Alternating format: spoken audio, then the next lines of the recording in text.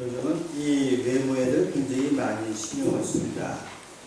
여러분들 외모에서 다른 사람들에게 자신있게 내어놓을 수 있는 데가 어디입니까? 그냥 말로 매력의 포인트가 어딘가요? 나는 뭐 보조개 눈이다, 크다, 넓은 이마다, 긴 머리다, 이게 있어요? 사람마다 자기의 매력 포인트라고 생각하는 데가 분명히 있습니다. 그럼 거꾸로 한번 생각해 봅시다. 다른 사람이 나를 봐주는 게 아니고 내 마음속에서 내가 꼭 보여주고 싶은 마음은 어떤 부분일 것 같습니다. 내 마음속에 이건 사람들이 좀 봐줬으면 좋겠다. 이게 잘 생각하지도 않고 이루어지지도 않는 부분인 겁니다. 내 마음속에 있는 이 무언가를 누가 좀 봐줬으면 좋겠고 나도 보여줬으면 좋겠는데 이거를 참 보여주기도 힘들고 다른 사람들이 그 마음을 보고 감동하기도 어렵습니다. 서로 본다는 게 그렇기 때문에 얼굴을 보는 그런 이쪽의 눈이 있고 마음을 보는 마음의 눈이 있습니다. 저는 자동차를 굉장히 많이 타고 다닙니다. 차를 타고 다니면서 요즘은 다른 차를 탑니다만 저는 똑같은 차종을 한 십몇 년을 타니까 가다가 소리만 나도 어디 고장인지 그냥 합니다. 거짓말 같지만 이게 자동차라는 게요 똑같은 데가 고장이 나요. A라는 자동차가 있으면 A라는 자동차가 10년 된 걸 사면은 나 어디야 고장난 게 똑같습니다. 그러니까 타고다 소리만 들으면 이게 어디 고장났구나. 이 자동차 정비 공장에 있는 사람들이 저보다 못합니다. 왜냐면 똑같은 차를 십몇 년을 타볼 수가 없잖아요. 저는 매일 걸로 1년에 7, 8만 킬로를 타니까 소리만 들어도 알아요. 그런데 자동차 운전을 하면서 이런 소리를 잘 알아듣고 차를 잘 고치고 이런 것보다 더 중요한 게 있는데 잘 보는 겁니다. 아무리 차를 잘 알아도 잘 보지 못하면 사고 납니다. 독일의 교통사고의 절반 이상이 잘못 봐서 나는 거예요. 예전에는 펑크가 났다든가 이런 사고가 있었는데 지금은 사고의 절반 이상이 잘 못 봐서 그래요. 기막히잖아요. 분명히 봤는데 들어가는데 차가 쿵 하고 부딪히는 거예요. 달려오는 차를 못 본 거예요. 이런 식으로 보지를 못해서 사고가 나는 경우가 참 많습니다. 사람을 보는 눈도 중요합니다. 어떤 사람이 어떤 마음인지 어떤 성격인지 사실은 그 사람이 얘기하는 매력 포인트를 봐갖고는 그 사람을 알 수가 없어요. 그 사람 속을 알 수가 없잖아요. 그러니까 옛날에 어떤 대기업에서는요 그게 그렇게 답답했나 봐요. 그 기업에다 데려다가 키워놓으면 배가 나가기도 하고 이러니까는 그 대기업 회장은요 관상쟁이를 옆에 놓고 면접을 봤대요. 자기가 잘 못 보겠으니까 관상 보는 사람이 얼굴을 보고 이 사람은 배반할 사람이라든가 충성할 사람이라든가 이렇게 면접심을 받대요. 그만큼 사람의 마음을 보기가 어렵습니다. 오늘 마가복음 말씀에 예수님이 한 소경이 눈을 뜨는 장면이 있습니다. 처음에 무엇이 보이느냐 했더니 막대기 같은 것이 걸어다닌다. 정확히 보지 못한다고 하는 거죠. 예수님이 다시 손을 얹어주시니까 사물이 보이고 사람이 보였다 그랬습니다. 그 사람의 됨됨이와 성격과 삶과 걱정과 기쁨이 보이고 그리고 더 좋은 것은 자기를 볼 수 있게 되었다고 하는 것이죠. 눈먼 분들은 그때 화장할 필요가 없잖아요. 자기가 보이지도 않고 그러니까 다른 사람 보이라고 해주는 건데 자기도 보게 되었죠.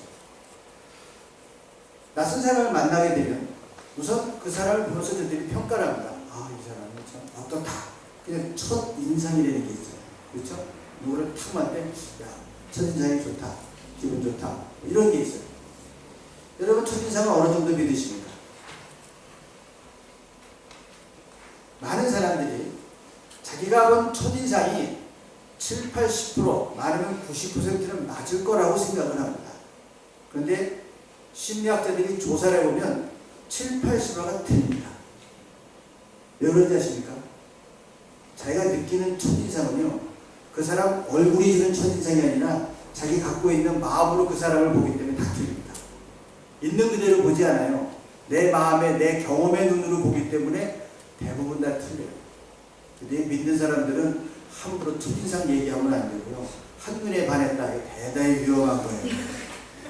여기도 한눈에 반할 사람들 많은데 조심해야 돼요. 이게 한눈에 반하고 되는 게 아니에요. 한국에 참 그런 게 많아요. 한눈에 반했다. 휘 꽂혔다 그러는데 저희 공부하는 저희들은 참 위태위태한 게 있대요. 휘 꽂혀 봐야 1년이 고 한 3년만 가면 다 흐지부지 되는 건데 그것 따라갈 수는 없거든요. 그러니까 사람들이 그 첫인상을 잘하기 위해서 자기를 과장되게 하기도 하고 뭐 화장하다 안 되면 연장도 하고 이렇게 많이 제스처를 많이 씁니다. 자, 오늘 성경 말씀 보십시다. 예수님이 이 소경을 고쳐줬는데 볼 수 있게 해줬어요. 근데 성경을 자세히 묵상을 해보면 소경이 고쳐달라고 나온 게 아니에요. 다시 한번 보시면 누군가 예수님 앞으로 데리고 나왔습니다. 자기가 자기 병 고치기 참 힘들어요. 또 여기 예수 믿는 사람들이 다 누군가 데려와서 믿는 사람들이거든요. 엄마가 뱃속에서부터 데리고 나온 사람도 있고 또 커서 친구가 데리고 나온 사람도 있고 또 전도를 받고 나오신 분들 누군가 데려온 사람들이 있다는 거예요. 그러니까 지금 우리가 여기 앉아서 이런 신앙생활을 한다는 게 당연한 게 아니다. 분명히 누군가 나를 주님 앞으로 데려온 사람이 있습니다. 그리고 모르지만 누군가 나의 신앙의 삶을 위해서 기도한 사람도 있습니다. 잊지 마시기 바랍니다. 참 그러고 보니까 내가 내 발로 걸어왔다고 하기에는 이건 아닌 것 같다. 누군가 데려온 그 소경을 예수님 앞으로 데려온 사람이 있었습니다. 눈을 뜨는 과정을 보면 처음엔 잘 안 보였어요. 막대기 같다 고 생각했는데 나중에 한 번 더 그분 예수님께서 앉아주셨을 때 그것이 바로 보이게 돼요. 예수님이 이 사람을 고쳐줄 때 너 어쩌다 눈이 그렇게 되었느냐? 날 때부터 그랬느냐? 사고를 당했느냐? 그런 거 전혀 안 물어보셨습니다. 그냥 그런 치근한 마음, 안타까운 마음 그 마음으로 그냥 고쳐주신 거예요. 그렇기 때문에 신앙생활한 우리들도 때로 답답하고 막막하게 동이트기를 기다리는 외로움에 사로잡힌 우리들도 그 주님의 손길이 있어야 됩니다. 그분이 우리를 도와주시고 우리를 만져주시지 않으면 헤어나오기가 어렵습니다.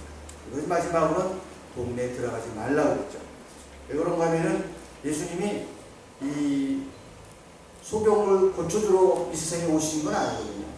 그거 고쳐줬다 그러면 아마 사람들이 떼거지는 몰릴 거예요. 그러니까 원래 목적이 그게 아닌데 동네에 들어가서 이 사람이 동네방네 소리치고 다니면 사람들이 그게 전부인 줄 알거든요. 예수님이 오신 것은 우리의 죄를 사시고 영원한 생명을 주시고 하늘나라를 선포하시고 오신 건데 사람들이 그건 너무 멀게 느껴지니까 당장 눈앞에 있는 필요를 고쳐주는 요술방망이 쪽으로 생각하고 따라오게 되거든요. 그래서 이제 동네에 들어가지 말라 그랬습니다. 그래서 이제 이 소경이 새로운 삶이 시작되었습니다. 볼 수 있게 되었다 이거예요. 본다는 것은 참 소중합니다. 우리 눈으로 보는 것도 중요하지만 마음의 눈으로 볼 수 있다고 하는 건 대단히 소중합니다. 사람들이 본다는 것 때문에 시험에 많이 들어요. 이 안목의 정령이라고 그랬고요. 보면은 욕심이 생깁니다. 그래갖고 한 번 본 거를 얻지 못해갖고 그거를 쟁취하려고 안 되면 부정한 수단을 섞어서도 하여튼 그걸 꺾어보려고 하고 쟁취해보려고 하는 거. 그러니까 본다고 하는 자체 그게 다 긍정적인 건 아니에요. 바로 본다고 하는 게 중요한 것이죠. 또 체면이라는 거. 사람들이 본다는 것 때문에 체면 때문에 정말 도움을 받아야 될 때 도움을 받지 못하고 자기 고집대로 살면서 숨어 살고 그러다가 그냥 어두움으로 자꾸 빠져드는 사람들도 있습니다. 누구나 아픈 사람이 의사의 도움이 필요한 것처럼 모든 사람들의 도움이 필요한 사람들입니다. 이것을 인정하는 게 공동체의 첫걸음입니다. 어느 누구도 완벽한 사람이 없습니다.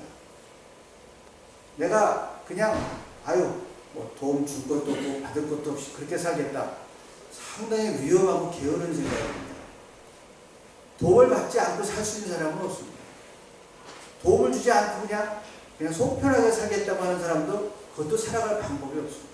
그런데 종종 마음의 모습을 딱 닫아버리고 그냥 주고받고 하니까 골치 아프고 인간관계 꼬이고 나 거기 섞이기 싫다.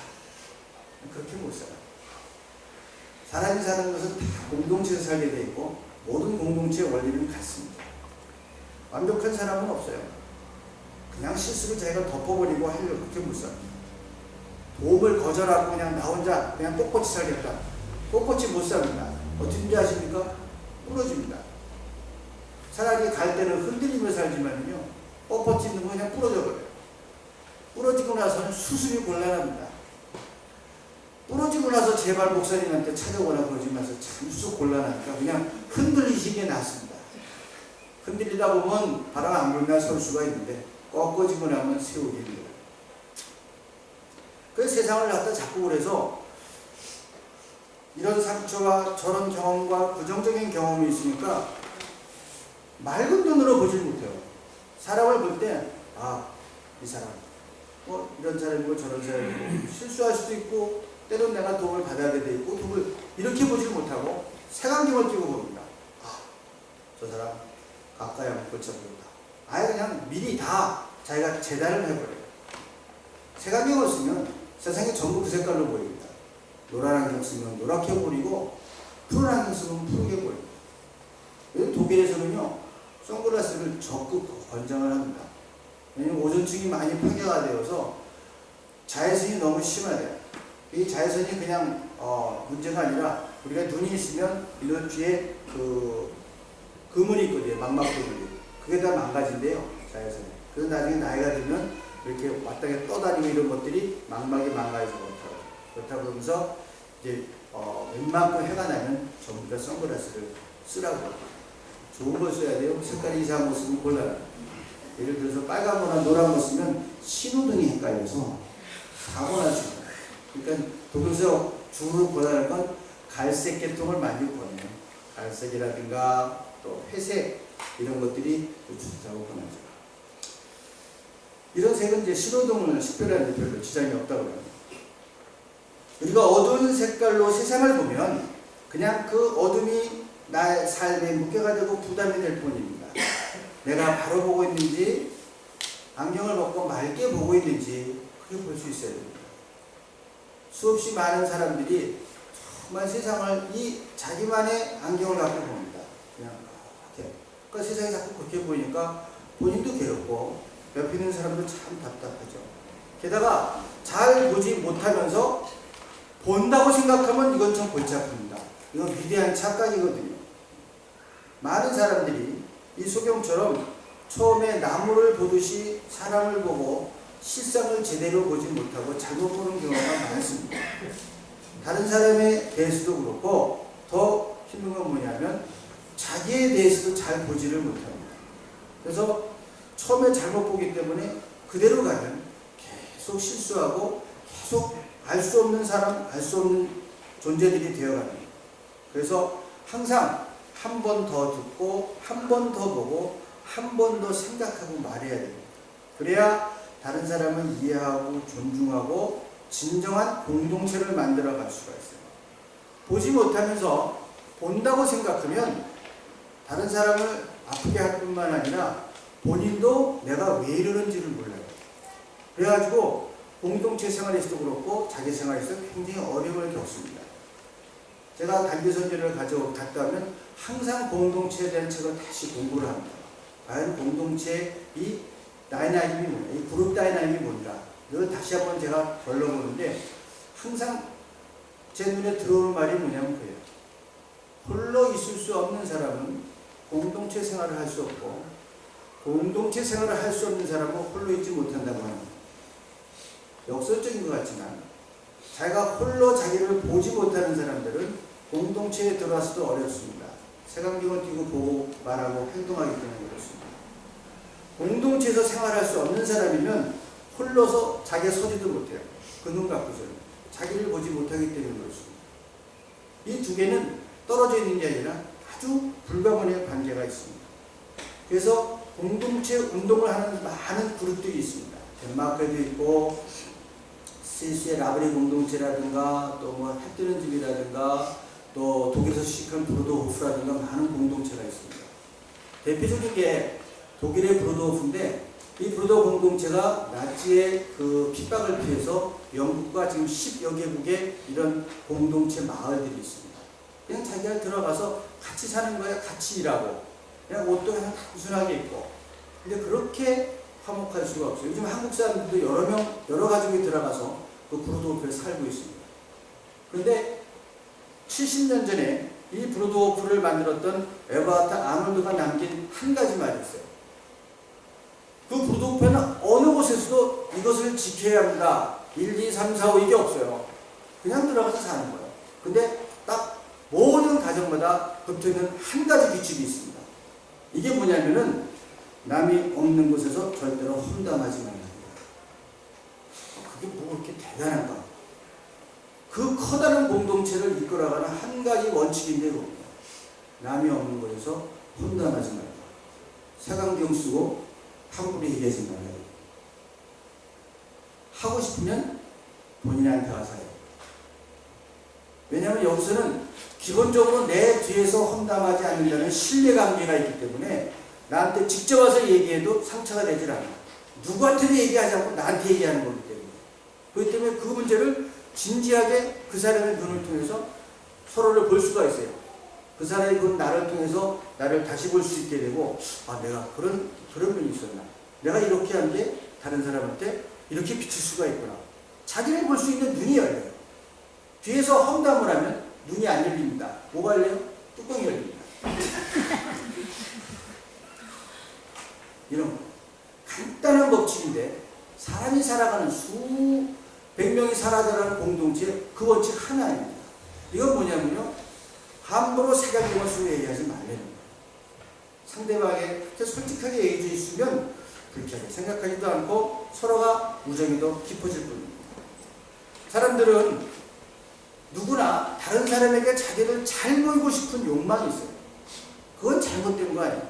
그것이 나를 좋은 방향으로 이끌어갈 수가 있는데 이게 넘어가면 어떻게 할 줄 아십니까? 거짓말을 하게 돼요. 더 골치 아픈 건 자기가 거짓말을 하는지 모르고 거짓말을 합니다. 심리학자들이 거짓말하는 심리를 이렇게 표현해요. 거짓말하는 사람의 심리는 묘한 쾌감을 느낀다고요. 왜냐하면 속이는 기쁨이 존재한다. 다른 사람을 거짓말로 속임으로써 다른 사람을 자기가 통제한다고 생각을 하고요. 무슨 얘기 이해가 가시죠?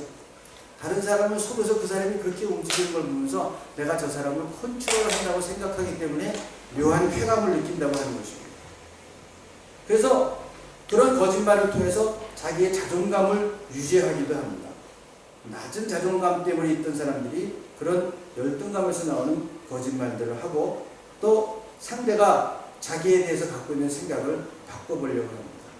하지만 그런 단기간의 효과에도 불구하고 거짓말을 하는 것은 진실을 말하는 것보다 실은 훨씬 어렵다고.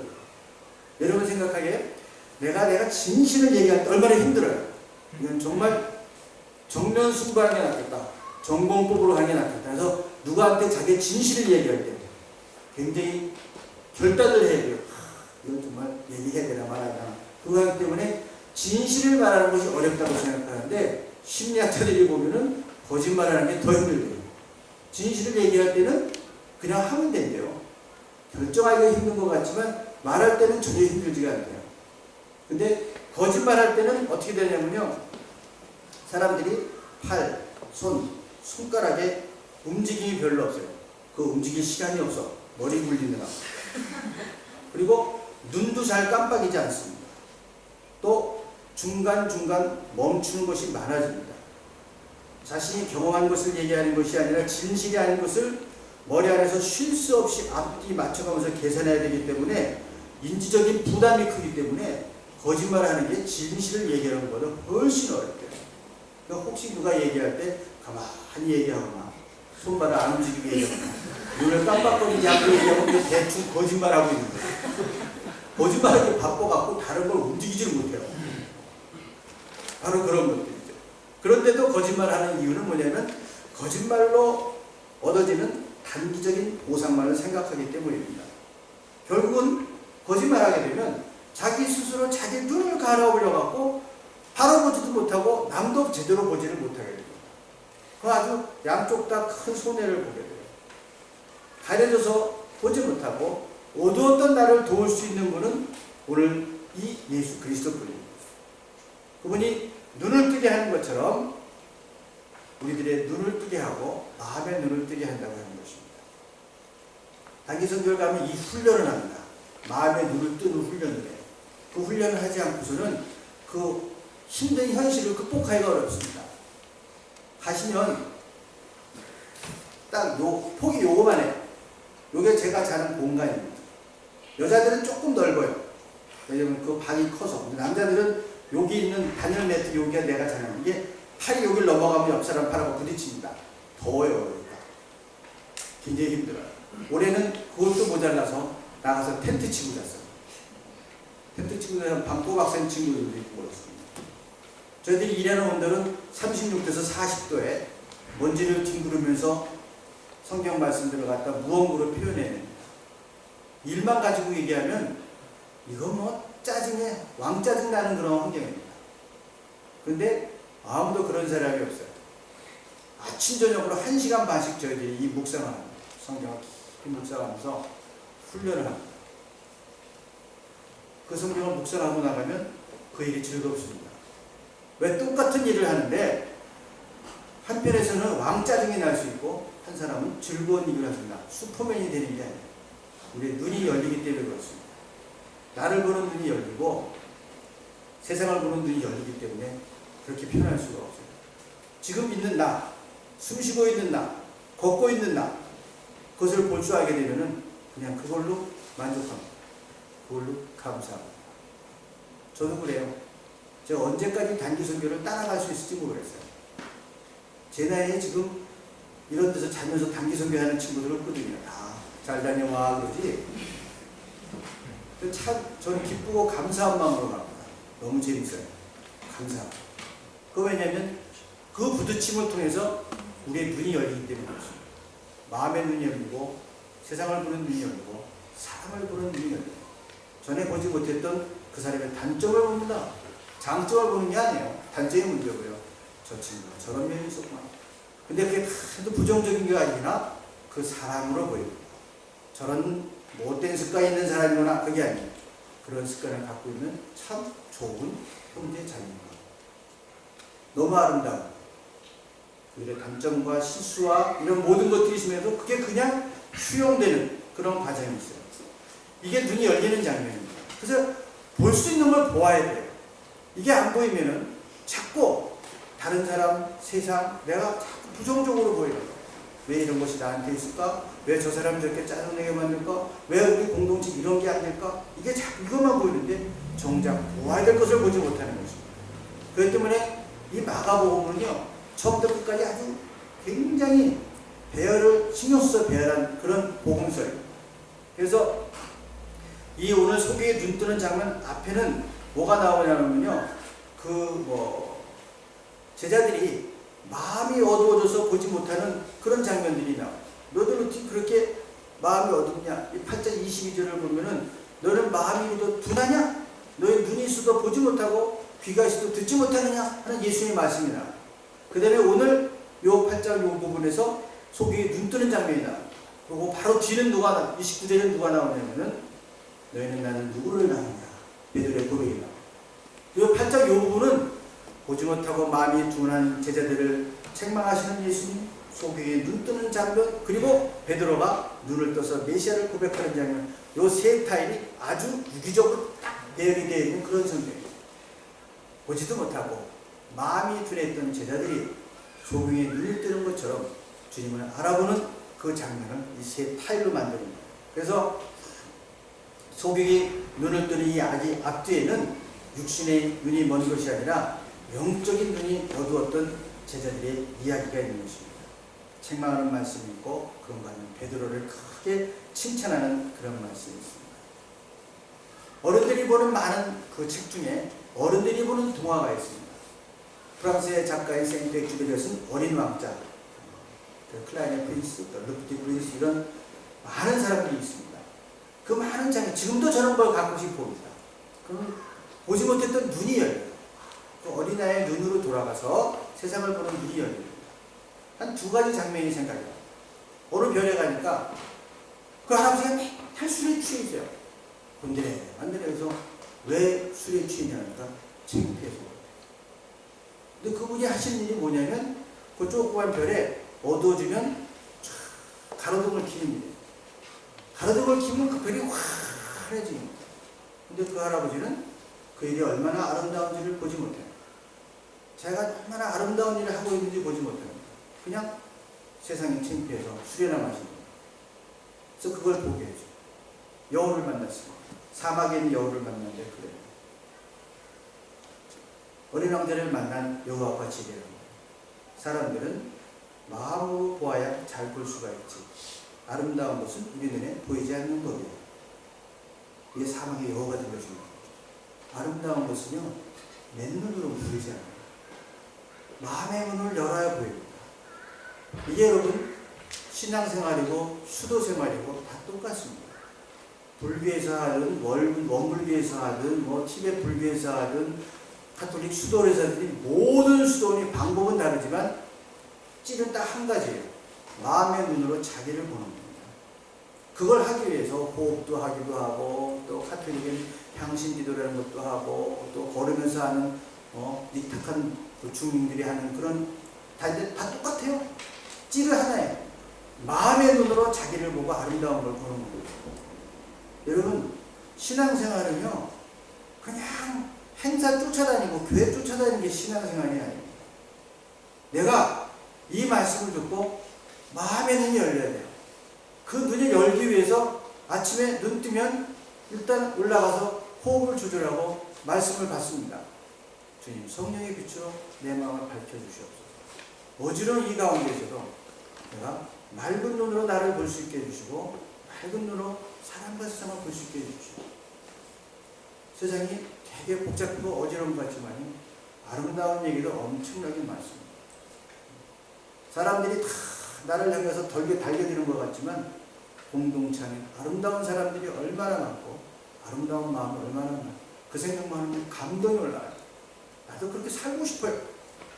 예시는 살고 싶으니까 안 되니까 주님 약속하신 성령으로 도와주십시오. 내 마음을 감동시켜 주시고 내 마음을 움직여 주십시오. 이게 신앙생활. 그거 아무리 기도를 많이 하고 성경을 많이 읽고 해도 자기를 보지 못하고 세상을 바로 보지 못하면 맨날 내가 원하는 이 욕심과 내가 원하는 기준에 맞지 않는 불만스러운 것밖에 없어요. 그러니까 제가 그러잖아요. 기도 열심히 하시는 분 기도 열심히 해서 시험 든다니까요. 왜? 내가 기도를 이렇게 열심히 하는데 이게 왜 안 될까? 다른 사람보다 2배를 했고 내가 2주씩 금식 기도했는데 이게 왜 안 될까? 안 했으면 시험도 안 들어. 근데 그거 기도를 하루 통에 시험에 드는 거야. 왜 이게 안 되냐? 여러분, 내가 40일 기도해서요, 우리 아들 대학 보낼 수 있다면은 대한민국 부모들 전부 죽기 살기로 40일 기도합니다. 40일 굶다 죽더라도 해요. 안 할 것 같아요? 나라도 할 것 같아. 한국 같은 상황에서 우리 아들이 서울에 있는 대학에 들어간다고 그러면 40일만 굶고 기도하면 된다. 내가 생각해 100명이면 100명 다 해. 그래서 되는 게 아니거든요. 그런 마음으로 되는 게 아니에요.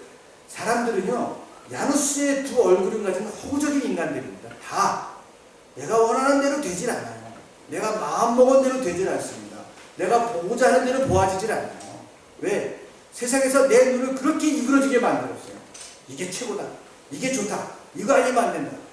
그래서 유행 따라가고 화장 따라가고 머리 따라가고 한국 갔다 머리 스타일이 다 똑같아.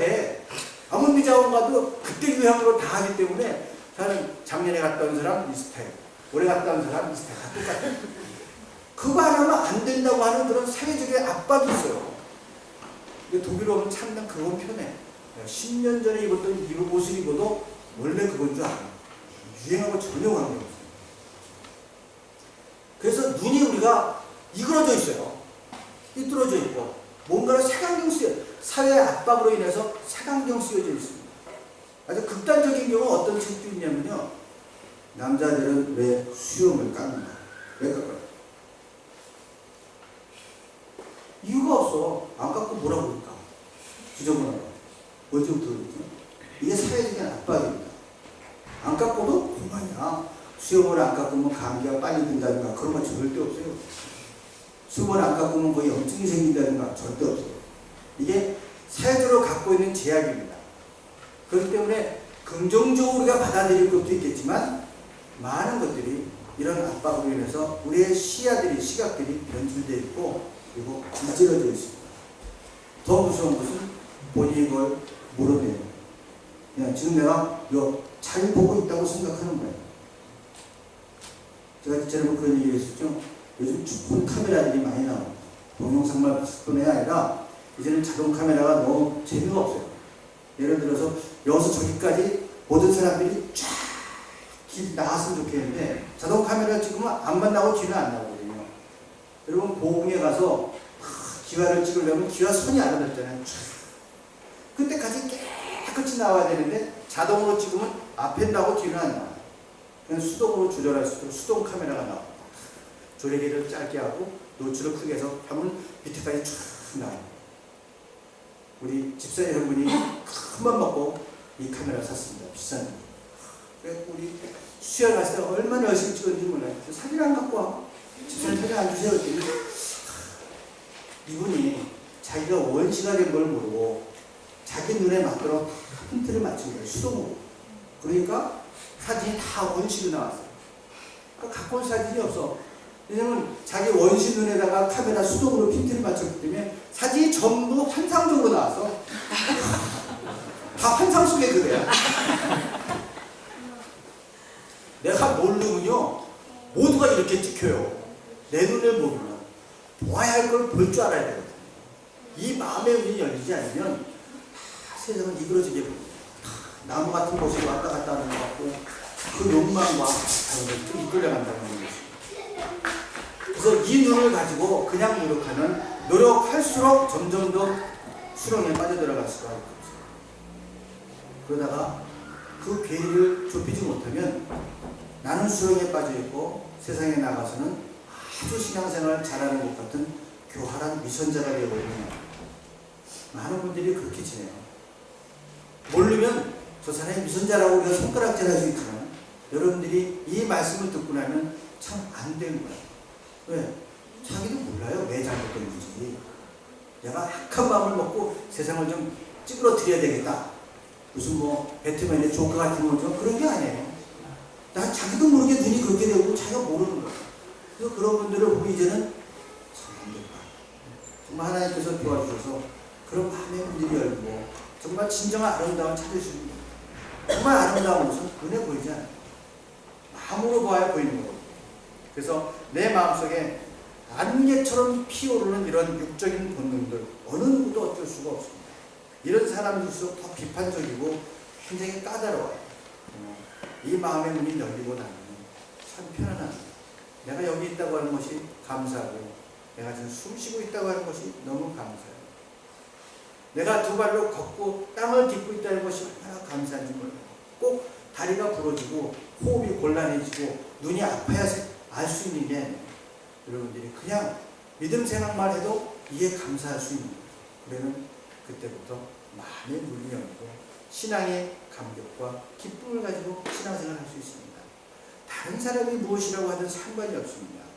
내가 받은 이 사죄받은 기쁨, 감격, 영원한 생명 그리고 내가 받은 이 많은 것들에서 넉넉히 덮을 수가 있기 때문에 그렇습니다. 여러분 사랑의 힘은요 덮는 사랑입니다. 제가 그랬죠? 공동체 생활이 편하냐? 안 편합니다. 18명이 좁은 공간에 붙이듯 사는 것이 아주 불편해요. 이거를 브로드오프에서 뭐라고 하냐면요 낙타의 털을 삼키는 고통이나 낙타의 털이 이렇게 길거든요. 그거 삼키려고 해요.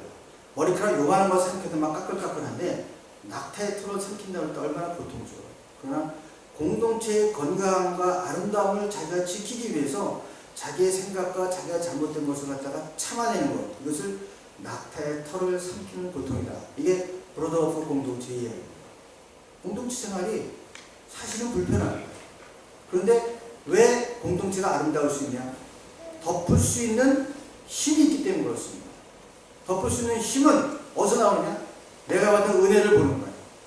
너무 좋은 거예요. 같이 이렇게 공동체 생활할 수 있게. 믿는 사람들은 우리가 영생을 가질 수 있고 모든 것을 용서받을 수 있고 그리고 같이 이렇게 한 곳을 바라보며 신앙생활을 할 수 있기 때문에 감사합니다. 그래서 그게 너무 좋고 감사하고 아름답기 때문에 다른 사람들의 단점이나 어려움을 위해서 당하는 불편함을 그냥 낙타의 털을 삼키는 것처럼 덮을 수 있는 거예요. 덮을 수 있는 힘이 있어야 됩니다. 그 힘은 어디서 나오느냐? 여러분들이 바로 볼 때 나오는 힘입니다. 공동체가 참 너무 감사하고 아름다워서 불편한 거를 다 덮어버리는 거예요. 다 참아내는 거예요. 그래도 괜찮아. 왜? 너무 좋기 때문에. 여러분 열심히 연애하는 사람들 있잖아요. 버스 끊기면 되게 좋아요. 둘이 한참 걸어갈 수 있거든. 저도 그랬어요. 버스 끊기면 야 버스 끊겼다 걸어가자. 아 이제부터 한 2시간 같이 지내는 거야. 그 2시간 같이 지내는 것 때문에 다리 아프다고 생각하는 사람은 없어. 좋다고. 공동체가 없어도 정말 아름답고 좋은 게 있으면 그걸 참아낼 수 있고 덮어낼 수가 있는 거예요. 그때 공동체는 항상 아름다운 목표가 있어야 됩니다. 그 목표가 있으면요 다 덮을 수가 있어요. 공동체는 같이 지낸다는 건 괴롭습니다. 내가 혼자 강을 쓰다가 둘이 쓰는 만큼 불편하고 넷이 쓰는 만큼 더 불편합니다.